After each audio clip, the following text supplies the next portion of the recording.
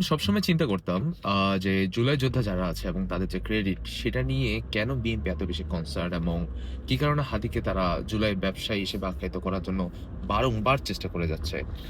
এটার কনটেক্সটটা আমি বুঝাচ্ছি। সো রিসেন্টলি আমি বাংলাদেশ সংসদের ফজা পাগলার যে বক্তব্য সেটা দেখলাম। আমি ওকে ফজা পাগলা করে বলবো কজ ও মিনিমাম রেসপেক্ট টুকু ডিজার্ভ করে না। As a individual he has so much hatred towards a whole nation of people, which is crazy. So let's just put it like that. তো উনি মুক্তিযুদ্ধ নিয়ে বেশ কিছু একটা বক্তব্য দিয়েছে যেটা আমি আসলে বুঝি নাই, বাট শুনতে ইন্টারেস্টিং লাগছে কজ পুরোটার বেসই ছিল স্যারকাজম অ্যান্ড প্রোপাগান্ডা, যেটা বিএনপি বছরের পর বছর ধরে স্টাবলিশ করছে এবং he is just floating on that. At the same time Shahjahan Chowdhury সহ আরও জামাতে আমি বেশ কিছু লোক এই জিনিসটা রিফিউট করেছে খুব সুন্দরভাবেই, কিন্তু ওদের ভাষায় স্যারকাজম ছিল না। তারা অনেকটা প্রফেশনালিজম মেনটেন করছে, which is understandable. I don't support it necessarily. Sometimes স্যারকাজমের এগেনস্টে আপনার স্যারকাজম দিয়ে উত্তর দিতে হবে, বাট এটা সংসদ, এটা কোনো টিভি টক শো না। So okay, I understand.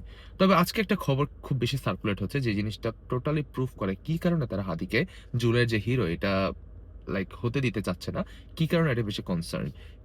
একটা মুক্তিযোদ্ধা কমান্ডার তার ফেসবুকে একটা আই থিঙ্ক পোস্টে বা লিখনিতে এই জিনিসটা মেনশন করেছে যে ফজা কখনো মুক্তিযুদ্ধের কমান্ডার ছিল না এবং সে মুক্তিযুদ্ধের নিজের বীরত্বর বিষয়ে যা কিছু ছিল সেটা হচ্ছে সম্পূর্ণ মিথ্যা। সে কোনোদিন ওরকম কিছু করে নাই বা ট্রেনিংও যায়নি, ঠিক আছে? সে শুধু ওই যে খাতায় নাম লেখাইছিল।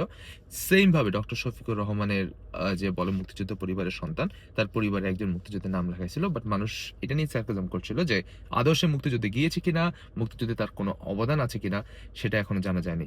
সেকেন্ড, বিএনপির আরেকটা নতুন জিনিস এস্টাবলিশ করার একটা প্রচেষ্টা দেখছি আমি সংসদে, সেটা হচ্ছে যে যারা মুক্তিযোদ্ধা বা মুক্তিযোদ্ধা হিসেবে নিজেকে পরিচয় দেয় তাদেরকে মুক্তিযোদ্ধা হিসেবে সম্বোধন করা সংসদে, যাতে বাচ্চারা এই থেকে শিখতে পারে। কিন্তু সেখানে যে সংসদে আমাদের speaker, I am really proud of this guy, man. I don't know what we deserve to like get someone like him around, but okay. সে পরিষ্কারভাবে বলে দিয়েছে মুক্তিযুদ্ধে যারা অস্ত্র সহ যুদ্ধ করেছে শুধুমাত্র তাদের নামের আগে মুক্তিযোদ্ধা লাগানো যাবে, এর বাইরে লাগানো যাবে না। এটা অলরেডি সংসদে বিল পাস হয়ে গেছে, এখন এটার বিষয়ে কোনো নতুন কিছু করার নেই। আর যদি করতে হয় তাহলে নতুন করে বিল পাস হতে হবে।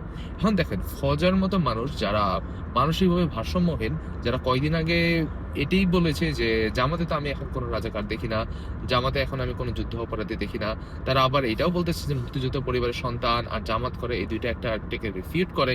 এরকম কথায় কথায় পরিবর্তন, এরপর ভারসাম্যহীনতা কথাবার্তার, মুসলিম নারীদের নিয়ে বিদ্বেষ, ইসলামদের নিয়ে বিদ্বেষ, হুজুরদের নিয়ে কটূক্তি, একটা সম্পূর্ণ জেনারেশনকে নিয়ে কটূক্তি, জুলাই যারা শহীদ আছে তাদেরকে নিয়ে কটূক্তি, এত কিছু করার পরেও আহ সে ঠিক আছে শুধুমাত্র একটা ব্যবসা করে, সেটা হচ্ছে মুক্তিযুদ্ধ ব্যবসা, একাত্তরের চেতনা ব্যবসা।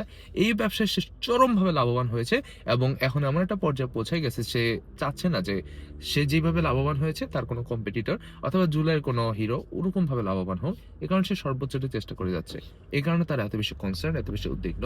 সুতরাং আমরা বলবো যে এই টাইপের মানুষ থেকে আই ডোন্ট নো বিএনপি কি কারণে তাকে মনোনয়ন দিয়েছে, বাট ওকে, এই টাইপের মানুষদের দেখলেই বুঝে যায় কি কারণে তারা ঠিক জুলাই যে শহীদ আছে তাদেরকে পর্যাপ্ত সম্মান দিতে চায় না।